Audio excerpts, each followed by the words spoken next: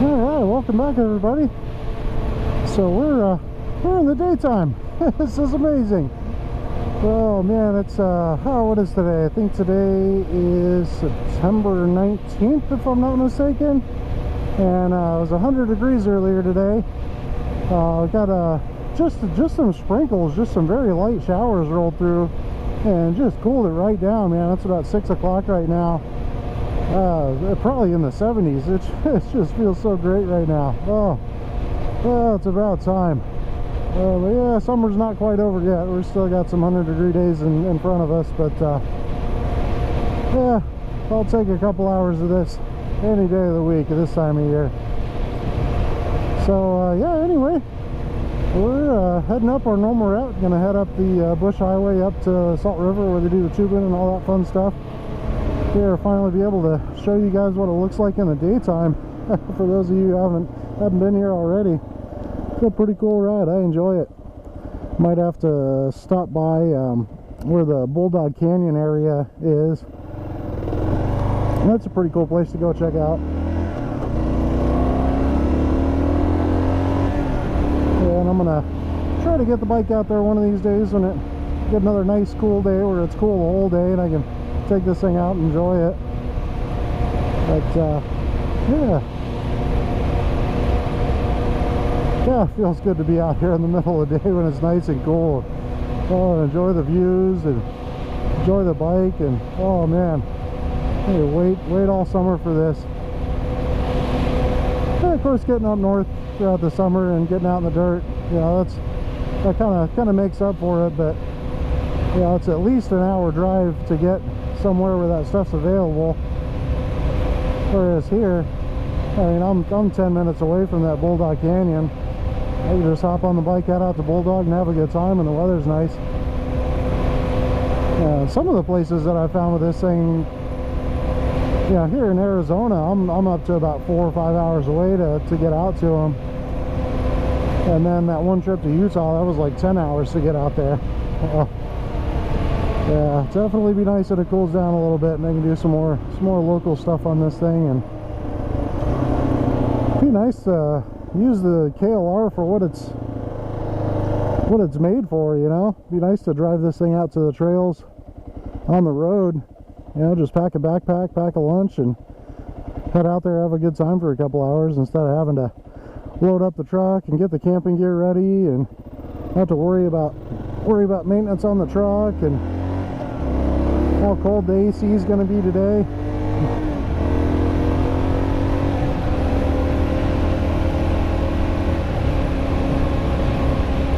Yeah, I don't want to sound like I'm complaining by any stretch of the imagination. I do love living in Arizona, and there is stuff to do year round here. I grew up in Colorado, and you know, the summers were just amazing. Spring and fall was always usually really good too, and you know, having the seasons was kind of nice. But the winters in Colorado, man, oh, it just killed.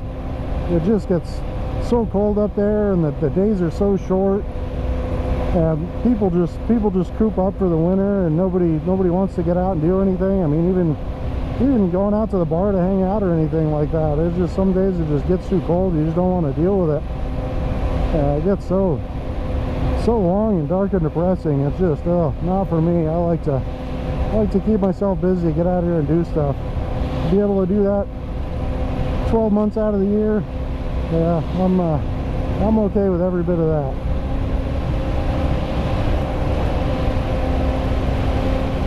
Yeah, like I said, definitely looking at maybe a move up to Cholo area or Payson or something like that. Kind of getting tired of the summers down here. The winters up in a lot of those places, you know, we'll get some snow, we'll get some cold. I mean, it can get cold. It can get, you know, I think some people are saying -10, -20 up in Cholo. But that's going to be for like a day or two out of the year, you know. We deal with that. It's not like the summers here where you know you've got 3 or 4 months of just blazing hot, non-stop, no relief from anything. Have a couple of days of super cold, shovel a little bit of snow once in a while. Yeah, I think that might be a good trade-off for me. And hopefully I'll be in a position where Well, I can still come down here for the, you know, spend some trips down here for the winters. Come see some friends, do some of the stuff I like doing down here. You know, all the rock crawling and stuff is down here. So instead of being a half-hour to an hour trip to go rock crawling, if I go up to Sholo, then I'm opening myself up to, you know, a 2 or 3 hour ride to get some good rock crawling. So there's that trade-off, but I think it'll be worth it. I do have somebody behind me. That's surprising.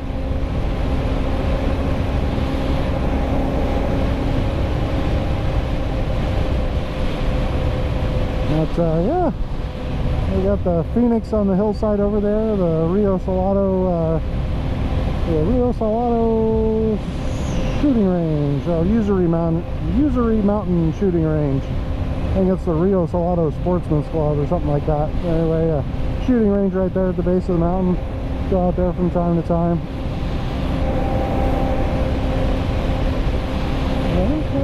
I gotta do something about these mirrors, man.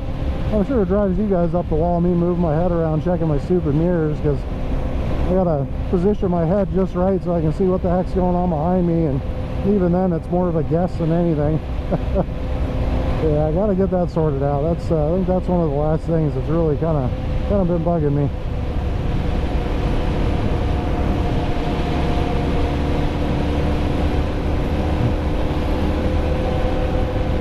Yeah, it's one of those lessons you learn, you know. You cheap out on stuff and it usually doesn't work out well for you. Yeah, I went to the local Cycle Gear because I'm an instant gratification kind of person. You know, I really like to if I want it now, I want it now. I don't want to order it online, wait for it. Hopefully it works out. I like to walk into a store, give them money, and walk out with what I want. And so I went to the Cycle Gear, and yeah, of course they've got universal mirrors, like any motorcycle place is gonna have them, but selection just wasn't quite that good. Anyway, there's that Bulldog Canyon entrance there I was telling you guys about. So yeah, I wound up with these. It was about the best thing that I could find. You know, I knew these things needed to kind of stick up a little bit to get the views that I need. And these are the tallest ones they had. So yeah, definitely not tall enough for what I need to do. Excuse me. Yeah, a popular option that I've seen is like the ball mount ones, where you just thread a ball onto the threaded post there, and then it's got like the adjustment is amazing because you can rotate, you know, it's on a ball, you rotate it wherever the heck you want to, and then when you get it in the position you want to, you tighten it up and it's not going to loosen up on you. It's not like these stupid things where it's on a ball but there's no adjustment on it, like this right mirror. You know, I go about 60 miles an hour and this mirror is like just flopping all over. Well, not flopping all over the place, but it moves around from wherever I try to set it.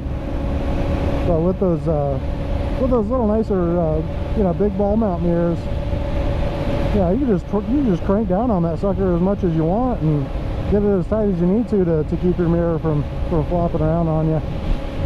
Yeah, for the 150 bucks, whatever they are, I think that's going to be a good option for me. Still recovering from replacing the case on that thing, so I'll hold off on that for a little bit, but I think that'll be the next thing on the list. I was trying to think, I seem to remember there was one other thing that was kind of bugging me about the KLR that I was wanting to buy. There are a couple things I need to do. I need to do well, I don't really need to do the fork seals, but fork seals were leaking when I got it.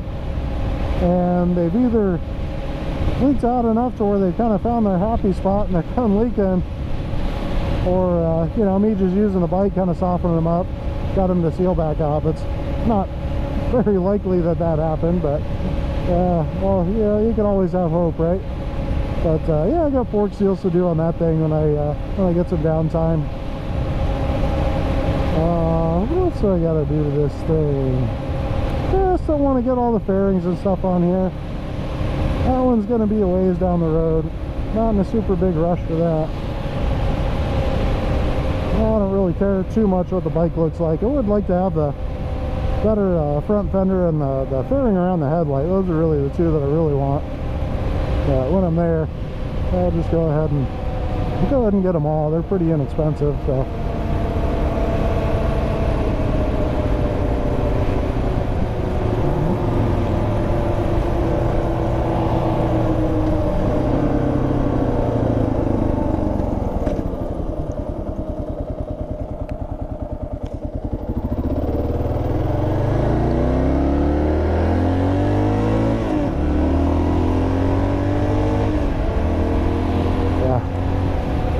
Super cool area out here, man. I'm so glad I was able to come out here and show you guys this in the day. Yeah, this drive through here. So when I go up north, this is usually the drive that I'm taking. So we're on the Bush Highway right now. We just turned onto the Bush Highway, and when we get to our stopping point up here is where it intersects with the Beeline Highway that goes up to Payson. So when I'm loading up the truck with the bike and all that to head up north to go find some trails for this thing, that's usually the route I'm taking, unless I'm heading up like Flagstaff or something like that. And man, living this close to this area and all this stuff out here, oh, that is one thing I will miss about leaving the Phoenix area, is the place I'm at right now, being this close to all this stuff, you know, all the four-wheeling I like to do and the off-road trails and stuff, and you know, the amazing scenery out here, the superstitions over there to the right. Yeah, definitely gonna miss out a little bit, but small price to pay for getting the heck out of the heat of friggin' summers in Arizona.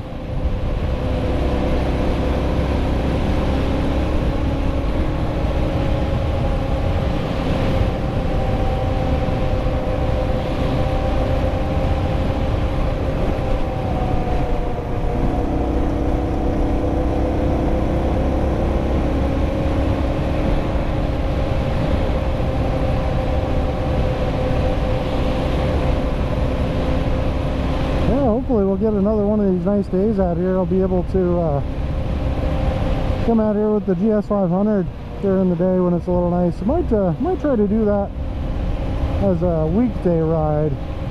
We're on the weekend right now, and you guys can see how busy it gets out here. There's another Bulldog entrance there.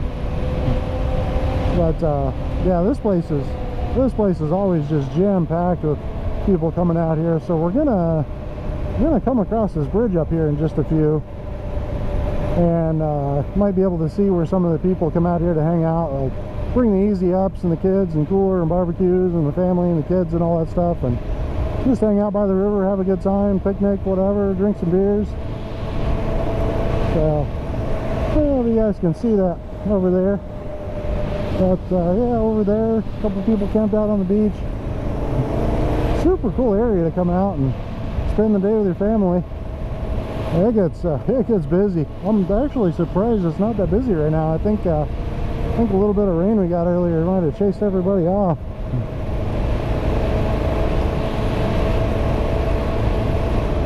Well, I'm okay with that. Gives me a chance to enjoy the road a little bit more. Sure is nice not having to worry about traffic in front of us. Surprisingly a little bit behind us. I'm going a little bit faster than Maricopa County Sheriffs might want me to out here. Yeah, traffic behind me is keeping up.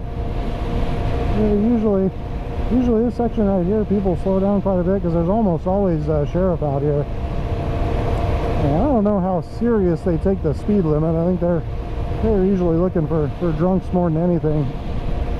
But yeah, just them being here usually slow people down quite a bit. But man, look at this. It's just absolutely beautiful out here. Just absolutely amazing. Yeah, great time of day to come out here too, with the sun setting and kind of lighting up the rocks a little bit. Wish I would have been out here about 5-10 minutes earlier. Would have been about perfect.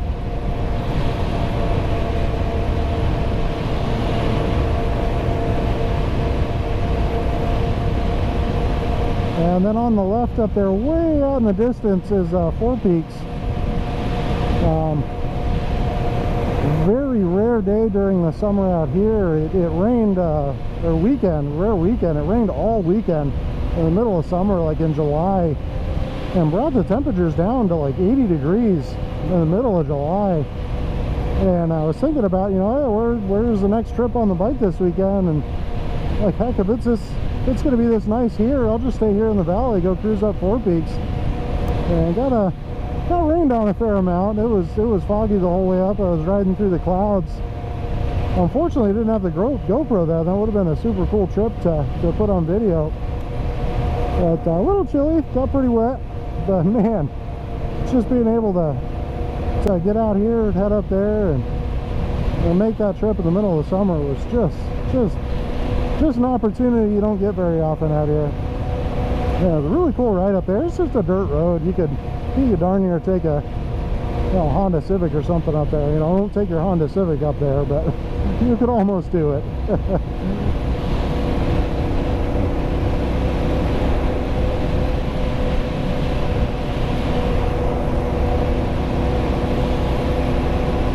Yeah, Arizona is a pretty cool place to be, man. I like it here.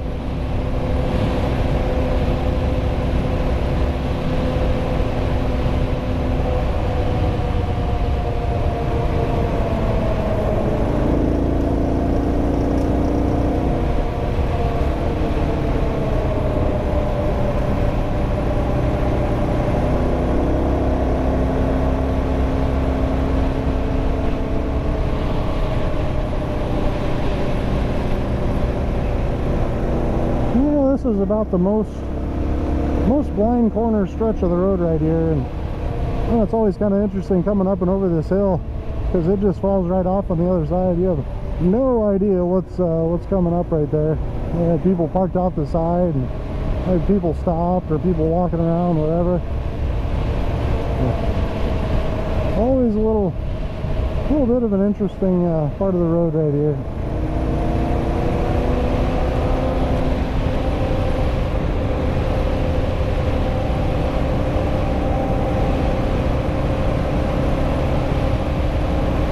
So nice to be able to come out here today. Yeah, like I said, I've been waiting for this forever.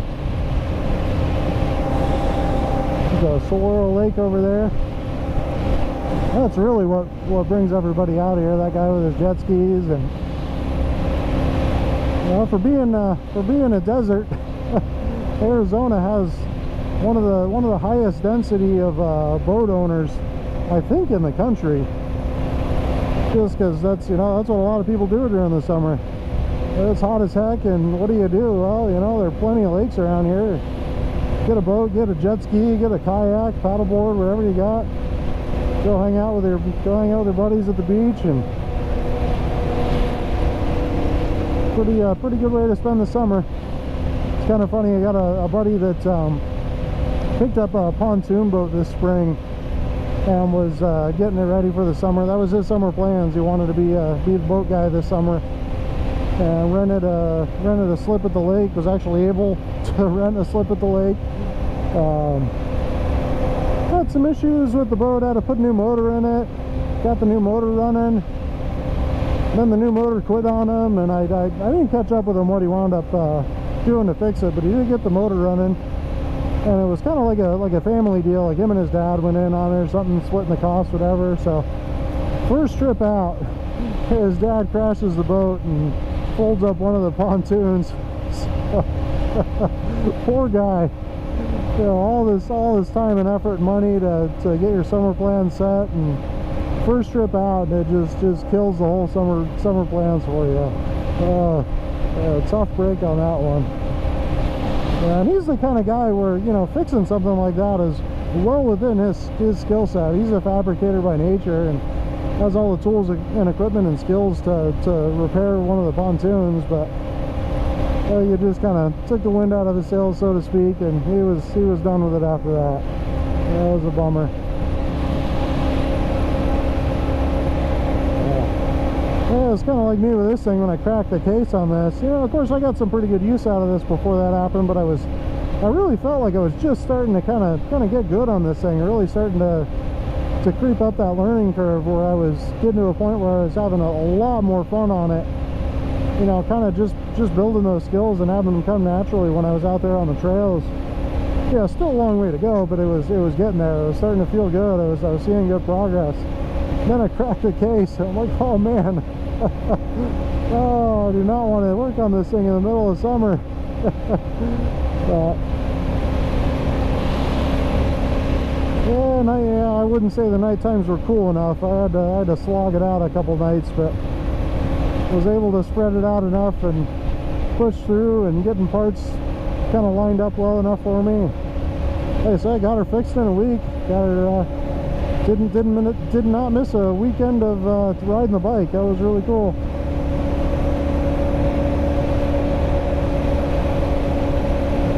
Yeah, I'm thinking I might need to jump back up to a 15-tooth sprocket on this guy.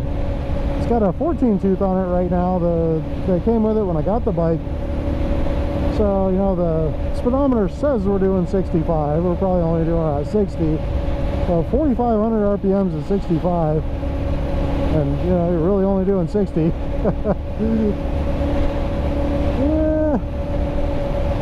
It'd be kind of nice to have a little bit longer gears for doing stuff like this. I've noticed I do enough riding where I'm, you know, doing 65-ish on this thing, and as it is right now, I really wouldn't want to stress the motor much more than what I'm doing. So yeah, my off-road skills are getting better to the point where I think not having the lower gear ratio isn't going to slow me down too much. So yeah, I might pick one of those guys up and give her a shot. Oh, there you go. That's a pretty cool sight right there. Anyway, here's our normal turnaround spot. This is oh man, Sycamore Creek out this way. Another spot with a whole bunch of dirt roads and stuff.